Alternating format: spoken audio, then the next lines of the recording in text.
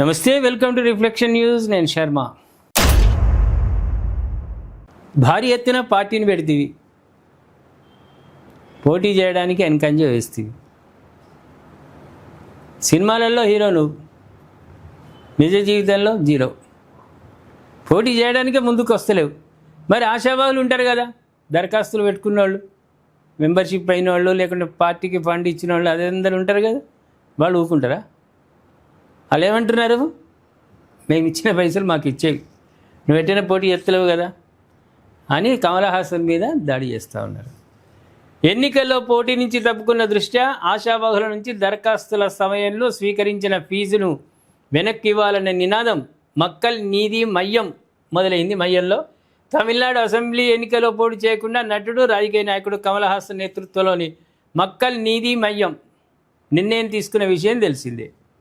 DMK నేతృత్వంలోని కూటమికి మద్దతు ఇస్తున్నామని, అయితే తమ పార్టీ తరఫున ఎవ్వరూ పోటీ చేయడం లేదని ప్రకటించారు. అదే సమయంలో డిఎంకే తన పార్టీ ఉదయ సూర్యుడి చిహ్నంలో పోటీ చేయాలని ఒత్తిడి తీసుకురావడంతోనే కమల్ ఈ నిర్ణయం తీసుకున్నట్లు చర్చ జరుగుతోంది. అంటే డిఎంకేతో పొత్తు పెట్టుకున్నాము, పొత్తు పెట్టుకుంటే ఎట్లుంటుంది?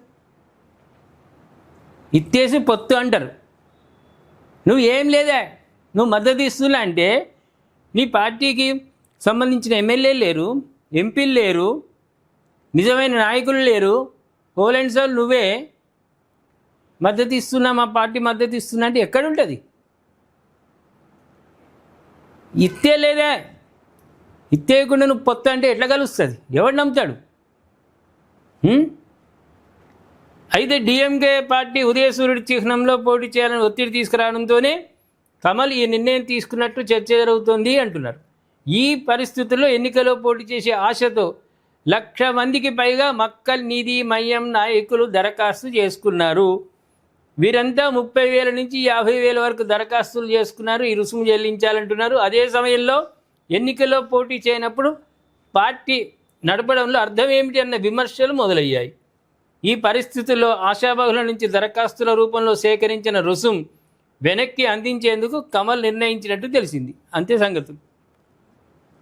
దేవుని గల్లల పడ్డవి రాకపోవచ్చు, కానీ పార్టీకి ఇచ్చినవి కంపల్సరీ. నువ్వు పార్టీ అని నడిపించకపోతేవి, నువ్వు ఇచ్చేది లేదు, పొత్తు లేదు, నువ్వు పోటీ చేసింది లేదు, ఏమి లేదు. ఇంకోనుకో డిఎంకేకి సపోర్ట్ ఇస్తున్నా అంటావు అన్నప్పుడు మరి ఎందుకు? ఇక ఆశావాహులు 30,000 నుంచి 50,000 ఇచ్చిరంటే వాళ్ళు పోటీ చేయాలనే కదా, నియోజకవర్గాల్లో ఇంత పరిచయం కావాలనే కదా. అది లేదు, ఇది లేదు. మన పార్టీ ఎందుకు నెత్తికొట్టుకొని? పార్టీ చెన్నైలో సముద్రం ఉంటుంది కదా, ఆయన పార్టీని దండ కలిపెత్తే అయిపోతుంది. నెత్తికొట్టుకొని ఎందుకే పార్టీ? నువ్వు పోటీ చేయండి, అందుకు పైసలు ఇవ్వమంటున్నారు. ఆ ఇవ్వడానికి కూడా ఈయన ప్రయత్నం చేస్తున్నాడు. అంతే. పార్టీ పెట్టుడు గొప్ప కాదు, గ్రౌండ్లోకి వెళ్ళి ప్రజల మద్దతు కూడగట్టుకోవడం గొప్ప. అందుకే పూర్వకాలంలో పోయింది, ఎన్టీ రామారావు వాళ్ళతోటి పోయింది. సినీ నటుల మీద సినీ నటులు పోటీ చేస్తే ఒకటేసారి వన్ సైడ్ గుద్దుడు. ఇప్పుడు అన్నీ గమనిస్తున్నారు ప్రజలు కూడా. వీడు ఏం చేస్తాడు? వీడు మేకప్ చేసుకునే వ్యవహారమా, లేకుంటే ప్రజలకు ఏమైనా సేవ చేస్తాడా, లేకుంటే ప్రజల్ని సేవ్ చేస్తాడా? ఇది గ్రహించి ఓట్లేస్తారు. అంత గుడ్డిగా వేసేటువంటి కాలం లేదు. ఏమంటారు ప్రేక్షకులారా?